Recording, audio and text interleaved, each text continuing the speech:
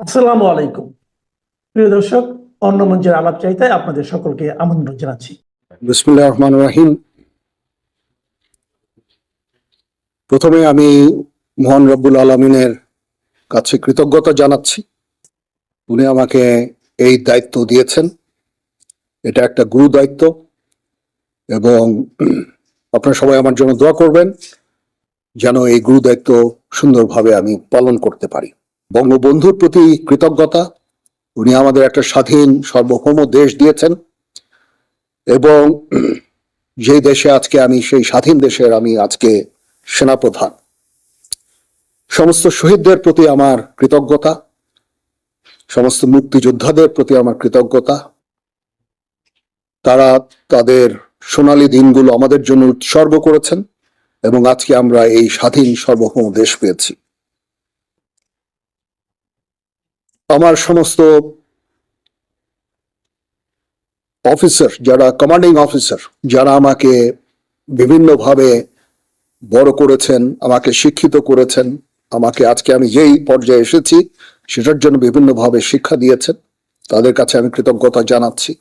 আমার সমস্ত সিনিয়র যারা আমাকে নার্চার করেছেন, তাদের প্রতি আমি কৃতজ্ঞতা জানাচ্ছি। এবং মূলত যে কারণে আমি মনে করলাম আপনাদের সাথে আমি কথা বলি, সেটা হচ্ছে যে আপনাদের প্রতি আমার কৃতজ্ঞতা। আপনারা অতীতে সেনাবাহিনীর সম্বন্ধে বিভিন্ন যে সমস্ত রিপোর্ট করেছেন, অত্যন্ত দায়িত্বপূর্ণভাবে করেছেন। কোনোদিন আপনারা আমাদের বিব্রত করেননি। আপনারা জানেন সেনাবাহিনীর কিছু কিছু ইনফরমেশন আছে যেগুলো সংবেদনশীল এবং ওই দিকটা বিবেচনা করে আপনারা সব সময় বিভিন্ন রিপোর্ট করেছেন। আপনার কাছে এই জন্য আমরা অত্যন্ত কৃতজ্ঞ এবং আমি আশা করব যে পরবর্তী সময়েও আপনারা এই দায়িত্বের সাথে এই সমস্ত রিপোর্টিং গুলো করবেন। এবং আমি কথা দিচ্ছি যে কখনো, অতীতেও কখনো হয়নি এবং ভবিষ্যতে হবে না, আমরা যে সমস্ত ইনফরমেশন আপনাদের দিব সবগুলো বস্তুনিষ্ঠ এবং আপনাদের সাথে যে আমাদের সুসম্পর্ক ইনশাল্লাহ বজায় থাকবে।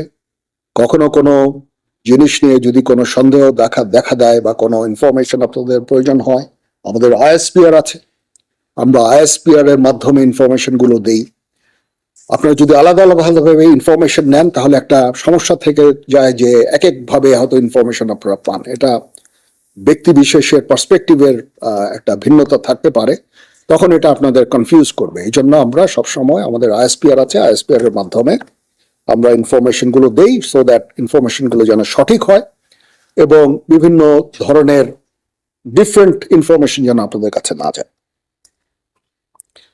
সেনা প্রধান হিসাবে আমার প্রধান দায়িত্ব হচ্ছে সেনাবাহিনীকে সবসময় যুদ্ধের জন্য প্রস্তুত রাখা, বিভিন্ন ভবিষ্যৎ চ্যালেঞ্জের জন্য প্রস্তুত রাখা। সেই কাজটাই ইনশাল্লাহ আমি করে যাব। সেনাবাহিনী ইনেট টু সিভিল পাওয়ারে তার দায়িত্ব পালন করে। যদি সরকার আমাদের সেই দায়িত্ব দেয়, ওই দায়িত্ব আমরা নিষ্ঠার সাথে পালন করব। দুর্যোগ মোকাবেলায় যখন সরকার আমাদের নিয়োগ দিবে, ইনশাল্লাহ আমরা সেই সমস্ত দায়িত্ব ভালোভাবে পালন করব। দেশ গঠনে আমাদের নিয়োগ দিলে সেটাও করব। বিশ্ব শান্তির জন্য আমরা কাজ করে যাচ্ছি। আমরা ইউএন মিশনে আমরা ডিপ্লয় হই, বিভিন্ন ইউএন অপারেশন গুলো আমরা করি, শান্তি রক্ষার জন্য, বিশ্ব শান্তির জন্য আমরা কাজ করে যাই। সেগুলো ইনশাল্লাহ জারি থাকবে। এবং আমি আমার প্রাক্তন সমস্ত সেনাপ্রধানদের প্রতি আমি কৃতজ্ঞতা জানাচ্ছি। ওনারা আজকে ওনাদের শ্রম দিয়ে, ওনাদের মেধা দিয়ে আজকে যে অবস্থায় সেনাবাহিনীকে রেখেছেন, আমি সেই অবস্থা থেকে সেনাবাহিনীকে আরো সামনে এগিয়ে নিয়ে যেতে চাই। ওনারা অনেক পরিশ্রম করেছেন এবং সেনাবাহিনীকে একটা অত্যন্ত সুন্দর জায়গায় আমি পেয়েছি আমার এর আগে সেনাপ্রধানের কাছ থেকে। ইনশাল্লাহ আমি ভবিষ্যতে সেনাবাহিনীকে এগিয়ে নিয়ে যাওয়ার আমার সর্বাত্মক চেষ্টা আমি জারি রাখবো এবং দেশ এবং জনগণের প্রয়োজনে যখন প্রয়োজন হবে আমরা সর্বদা নিয়োজিত থাকব এবং জাতির পাশে থাকবো ইনশাআল্লাহ। তো এই হচ্ছে দেশ জাতির কাছে এবং আপনাদের কাছে আমার অঙ্গীকার। মোটামুটি এই কয়েকটা কথাই আমার ছিল। আপনাদের যদি কোনো প্রশ্ন থাকে, কিছু জানতে চান, আমার সাথে কোনো কিছু শেয়ার করতে চান, ইউ মোস্ট ওয়েলকাম। জি, আমার অতীতে যা সেনাপ্রধানরা যারা কাজ করেছেন অত্যন্ত ভালোভাবে কাজ করেছেন। তারপরেও শৃঙ্খলা একটা ইস্যু থেকেই যায়। সেনাবাহিনীকে সবসময় সুশৃঙ্খল রাখতে আমি কাজ করে যাব। ট্রেনিং আমরা সবসময় করছি, এই ট্রেনিংটা যেন জারি থাকে সেই দিকটা আমি দেখব। আমরা ইউএন মিশনে চ্যালেঞ্জিং দায়িত্ব পালন করছি। আমাদের অফিসার্স সৈনিকরা সবসময় ওখানে কাজ করে যাচ্ছে। এটাও একটা চ্যালেঞ্জ এবং এটাকে সামনে নিয়ে যাওয়া এবং এটা জারি রাখা, সেই কাজগুলো আমি করব।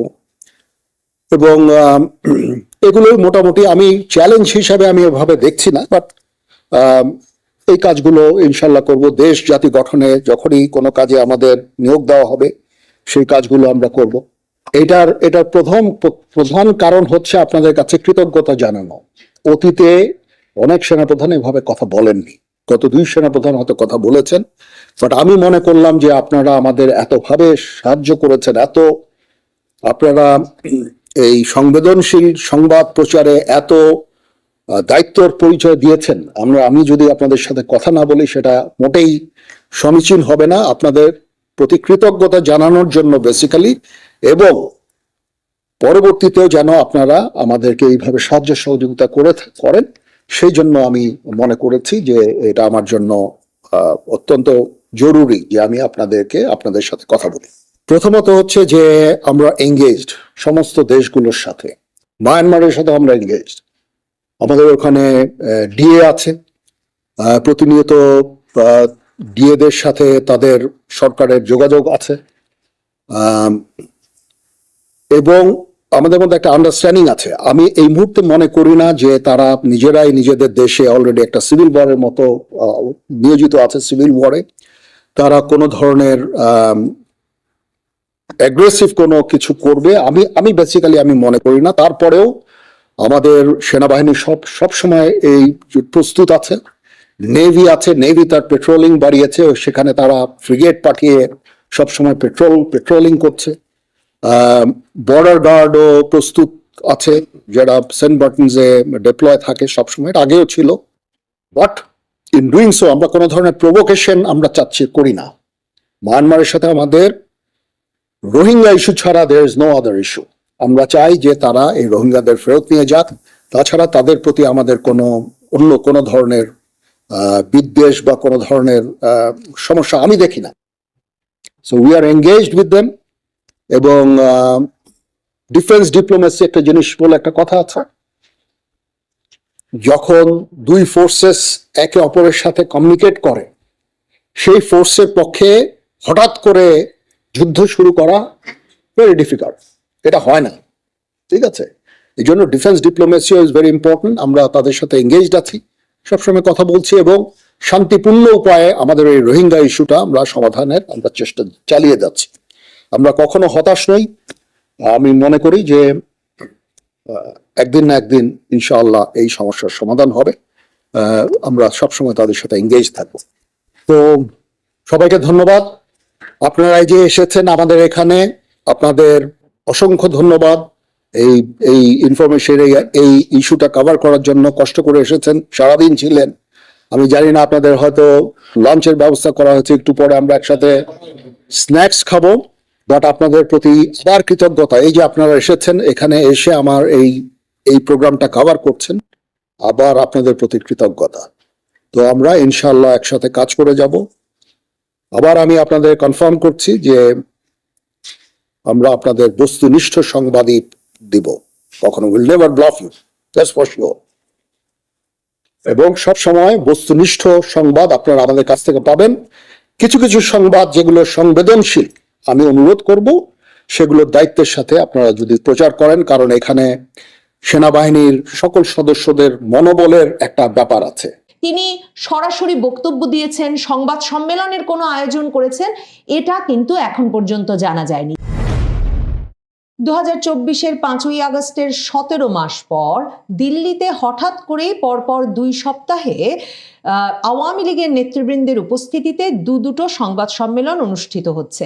গত শনিবারের সংবাদ সম্মেলনের পর এখন পুরো ভারতীয় গণমাধ্যমের জল্পনা, আলোচনা এবং কৌতূহলের একদম তুঙ্গে পৌঁছেছে আজকের সংবাদ সম্মেলনটি নিয়ে, যেই সংবাদ সম্মেলনটি অনুষ্ঠিত হতে যাচ্ছে ফরেন করেসপন্ডেন্স ক্লাবের আয়োজনে তাদেরই ভেন্যুতে।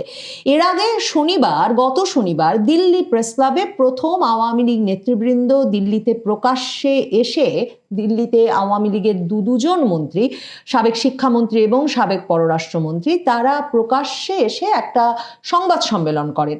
কোনোটাই আওয়ামী লীগের ব্যানারে হচ্ছে না।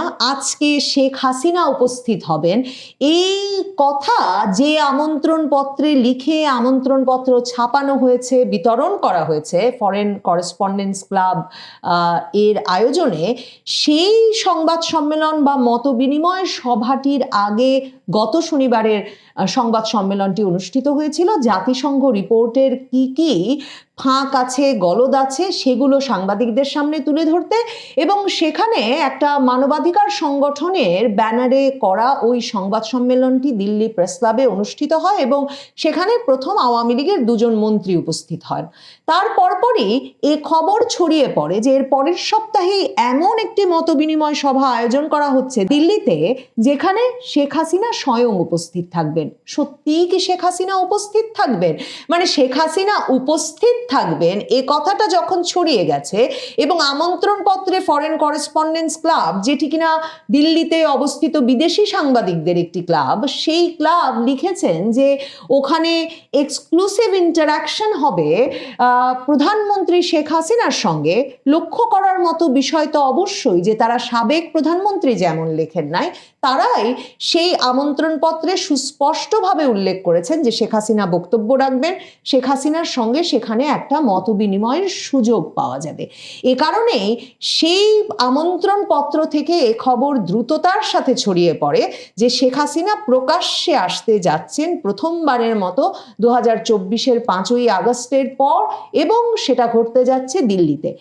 দিল্লির সরকার, ভারত সরকার যে এ ধরনের সংবাদ সম্মেলন, মতবিনিময় সভা আয়োজন করতে দিয়ে, কিংবা ভারতে এ ধরনের অনুষ্ঠানের আয়োজন করতে দিয়ে যেখানে আওয়ামী লীগের মন্ত্রীদের মন্ত্রী বলে পরিচয় করিয়ে দেওয়া হচ্ছে, যে সব আমন্ত্রণ পত্রে শেখ হাসিনাকে বাংলাদেশের প্রধানমন্ত্রী হিসেবে পরিচয় করিয়ে দেওয়া হচ্ছে, বুঝতে বাকি থাকে না যে দিল্লি ভারত সরকার সরাসরি একটা বার্তা দিতে চাইছে যে বাংলাদেশের রাজনৈতিক পরিসরে যখন কার্যক্রম চালানোর কোনো অনুমোদন নাই আওয়ামী লীগের, তখন তারা মনে করে যে তারা ভারতে সেই পরিসরটা তৈরি করে দিতে পারে, এবং ভারতের গণমাধ্যম প্রস্তুত বাংলাদেশের রাজনৈতিক দল আওয়ামী লীগের মতামত, তাদের অবস্থানগুলো বিশ্বের আন্তর্জাতিক সংবাদ মাধ্যম, বিশ্বের সম্প্রদায়, আন্তর্জাতিক সম্প্রদায় এবং বাংলাদেশের জনগণের কাছে পৌঁছে দিতে তাদের গণমাধ্যমের মাধ্যমে।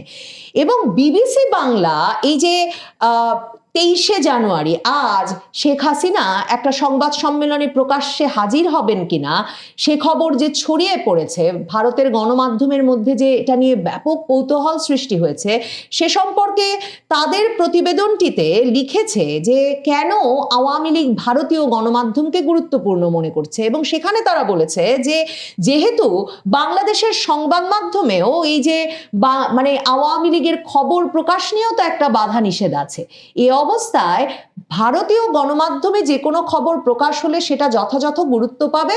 সেটা ভারতে এসে সংবাদ সম্মেলন করবার একটা কারণ যারা সংবাদ সম্মেলন আয়োজন করেছেন, মানে আওয়ামী লীগের ব্যানারে তো করেন নাই, মানবাধিকার সংগঠনের ব্যানারে গত শনিবার তারা কিন্তু স্পষ্টত বলেছেন যে দিল্লির সংবাদ সম্মেলনই প্রথম নয়, জাতিসংঘ রিপোর্টের খুঁত গলদ ফাঁকগুলো নিয়ে তারা এর আগে লন্ডন, ব্রাসেলস সহ ইউরোপের বিভিন্ন দেশে সংবাদ সম্মেলন করে এসেছেন। কিন্তু ভারতে সংবাদ সম্মেলন করার বিষয়টা যে স্পর্শকাতর, এবং এটা যে ভারতের গোয়েন্দা সংস্থা, ভারতের নিরাপত্তা সংস্থা, ভারতের সরকারের এক রকমের সায় ছাড়া অসম্ভব, সেটা বুঝতে কারোই কোনো অসুবিধা হচ্ছে না। আসলে ভারত সরকার এখনো ভীষণভাবে অনিশ্চিত যে বাংলাদেশ 12ই ফেব্রুয়ারির নির্বাচনের মাধ্যমে একটা দীর্ঘমেয়াদী স্থিতিশীলতার দিকে যেতে পারবে কিনা। এটা নিয়ে ভারতের ভেতরের উদ্বেগ এতই বেশি, বিশেষভাবে যখন নির্বাচনটা আওয়ামী লীগকে দূরে সরিয়ে একটা অন্তর্ভুক্তিমূলক নির্বাচন হতে যাচ্ছে না, তখন সেই নির্বাচন স্থিতিশীলতা নিয়ে আসতে পারবে কিনা তা নিয়ে ভারত সরকারের ভেতরের উদ্বেগটা এতটাই বেশি। তার মধ্যে ভারতের গোয়েন্দা সংস্থাগুলোর খবর আছে যে খুব শিগগিরই বাংলাদেশে নানা ধরনের জঙ্গি হামলার ঘটনা ঘটতে পারে, তার সঙ্গে পাকিস্তানের বিভিন্ন জঙ্গি গোষ্ঠীর সম্পর্ক থাকতে পারে এবং এমন একটা অস্থিতিশীল পরিবেশ তৈরি হয়ে যেতে পারে নির্বাচনের আগে যে নির্বাচনটা একটা লম্বা অনিশ্চিত সময়ের জন্য পিছিয়ে যেতে পারে। এই অবস্থায় ভারত মনে করছে যে আওয়ামী লীগের রাজনৈতিক পরিসরটা টিকিয়ে রাখা, আওয়ামী লীগের রাজনৈতিক কার্যক্রম টিকিয়ে রাখা, আওয়ামী লীগকে সংগঠন হিসেবে শক্তিশালী রাখা, সংগঠিত রাখা এবং তাদের অবস্থান সংবাদ মাধ্যমের মাধ্যমে তাদের জনগণকে জানান দেওয়ার কাজে সর্বতোভাবে সহায়তা করা উচিত। এবং ভারত সেই বার্তাটি বাংলাদেশ সরকার এবং বাংলাদেশের অন্য রাজনৈতিক দলগুলোকে দিতে চাইছে, যে রাজনৈতিক দলগুলো আওয়ামী লীগকে বাদ দিয়ে নির্বাচন অনুষ্ঠান করতে চাইছে। আজ শেখ হাসিনা কি সত্যি এক্সক্লুসিভ ইন্টারঅ্যাকশনের জন্য সশরীরে উপস্থিত হবেন ফরেন করেসপন্ডেন্স ক্লাবের এই আয়োজনে? দেখুন, যে কোনো প্রক্রিয়াতেই শেখ হাসিনা সাংবাদিকদের সঙ্গে এই সংযুক্ত হওয়ার ঘটনাটা কিন্তু 5ই আগস্টের পর একেবারে প্রথমবারের মতো ঘটবে। বাংলাদেশ কিংবা ভারতের কোনো সাংবাদিকের সঙ্গে তিনি সরাসরি বক্তব্য দিয়েছেন, সংবাদ সম্মেলনের কোনো আয়োজন করেছেন, এটা কিন্তু এখন পর্যন্ত জানা যায়নি। তিনি ইমেইলের মাধ্যমে, প্রশ্নোত্তরের মাধ্যমে সাক্ষাৎকার দিতে শুরু করেছেন গত অক্টোবর মাস থেকে। অনেকগুলো সাক্ষাৎকার দিয়েছেন বিবিসি, ইন্ডিপেন্ডেন্ট, রয়টার্স, এপি সহ আন্তর্জাতিক গণমাধ্যম, সকল শীর্ষ গণমাধ্যমে এবং ভারতের সকল শীর্ষ গণমাধ্যমে। কিন্তু এই যে তিনি যে নিরাপদ গৃহে আছেন, তিনি যে নিরাপদ বাসভবনে আছেন, সর্বোচ্চ নিরাপত্তার চাদরে ঢেকে যে তাকে রাখা হয়েছে 5ই আগস্টের পর থেকে, যেখান থেকে তিনি বিভিন্ন প্ল্যাটফর্মে এবং টেলিফোনের মাধ্যমে আওয়ামী লীগের দলীয় নেতা কর্মী, অঙ্গ সংগঠনের একেবারে তৃণমূলের নেতা কর্মী, তাদের পরিবার পরিজন সকলের সঙ্গে প্রতিদিন ব্যাপক যোগাযোগ রাখছেন এবং তার সেই যোগাযোগের ভিত্তিতেই দল সংগঠিত হয়ে উঠছে এবং তা নিয়ে বাংলাদেশ সরকার বারবার আপত্তি জানাচ্ছে। সেসবের মধ্যেও তাকে কখনো যোগাযোগ বন্ধ করতে হয়নি। এমনকি ডক্টর ইউনূস প্রধানমন্ত্রী মোদীকে সরাসরি নালিশ করেছেন। প্রধানমন্ত্রী মোদী বলেছেন সোশ্যাল মিডিয়া ব্যবহারের জন্য তিনি আমাদের অতিথি, তিনি একেবারেই স্বাধীন, এ বিষয়ে ভারত সরকার কাউকে নিষেধাজ্ঞা আরোপ করতে পারে না। ঠিক তেমনি ভাবে শেখ হাসিনা আবার বাড়ির বাইরে এসে কিংবা বাড়িতে বসেই কোনো সভায়, সমাবেশে কিংবা কোনো সাংবাদিক সম্মেলনে এখন পর্যন্ত বক্তৃতা দেন নাই। কাজেই ফরেন করেসপন্ডেন্স ক্লাব দিল্লির, তারা যে তাদের আমন্ত্রণ পত্রে মূল আকর্ষণ হিসেবে এই কথাটা লিখেছেন সেটা খুব স্বাভাবিক।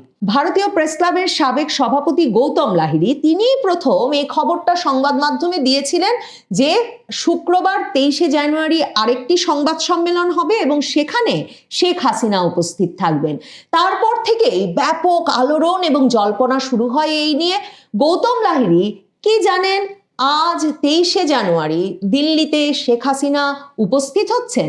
গৌতম লাহিড়ীকেই সেই প্রশ্ন করেছিলাম। 23 তারিখের কথা বললেন, সেটা ফরেন করেসপন্ডেন্ট ক্লাব নিজে দায়িত্ব নিয়েছে যে তারা অর্গানাইজ করছে, তারা শেখ হাসিনাকে আমন্ত্রণ জানায়। আমি এটুকু বলতে পারি আপনার কথার অন্যভাবে, যে ভারত সরকারের অনুমতি আছে কিনা বলতে পারবো না, কিন্তু ভারত সরকার বাধা দেয়, এটুকু বলতে পারি। বাধা দিলে এটা করা যেত না। এখন পর্যন্ত যা ওদের ধরুন অফিসিয়াল, আপনি যদি ইনভাইটটা দেখেন, অফিসিয়াল ইনভাইটে লেখা আছে যে exclusive interaction with prime minister Sheikh Hasina এবং তার মন্ত্রীদের নাম এবং যারা অন্য মন্ত্রী নন, আওয়ামী লীগের এমপি বা ইত্যাদি, তাদের সকলের নাম ইত্যাদি